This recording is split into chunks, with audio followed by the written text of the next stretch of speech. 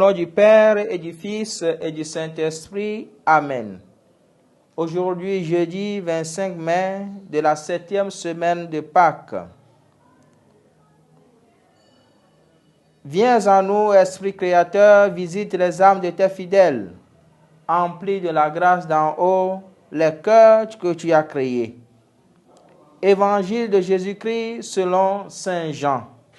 En ce temps-là, les yeux levés au ciel, Jésus priait ainsi.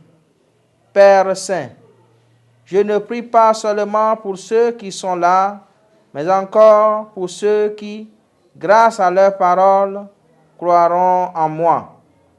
Que tous soient un comme toi. Père, tu es en moi et moi en toi. Qu'ils soient un en nous, eux aussi, pour que le monde croie que tu m'as envoyé. Et moi, je leur ai donné la gloire que tu m'as donnée, pour qu'ils soient un comme nous sommes un. Moi en eux et toi en moi. Qu'ils deviennent ainsi parfaitement un, afin que le monde sache que tu m'as envoyé et que tu les as aimés comme tu m'as aimé.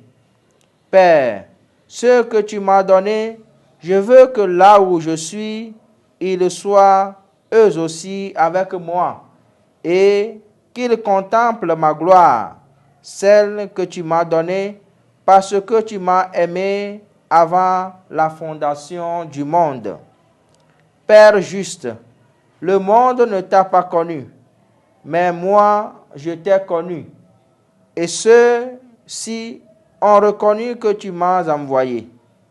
Je leur ai fait connaître ton nom, et je le ferai connaître pour que l'amour dont tu m'as aimé soit en eux, et que moi aussi je sois en eux. Acclamons la parole de Dieu. Louange à toi, Seigneur Jésus.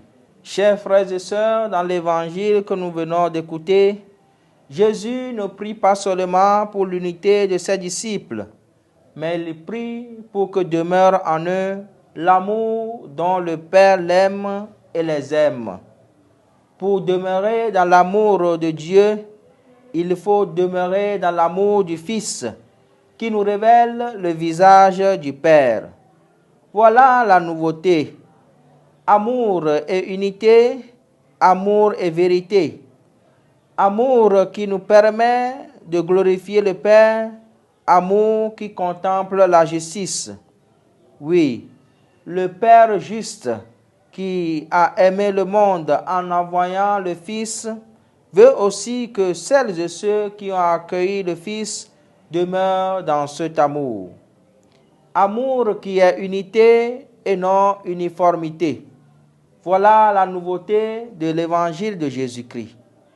Demandons, chers frères et sœurs, dans cette célébration eucharistique, la grâce de travailler pour l'unité, de travailler pour l'amour, l'amour qui triomphe de la haine, l'amour qui construit le royaume, l'amour qui distingue les frères et sœurs qui s'aiment véritablement dans l'unité de la Sainte Trinité. Que cette célébration nous y aide maintenant et pour les siècles des siècles. Amen. Au nom du Père et du Fils et du Saint-Esprit. Amen.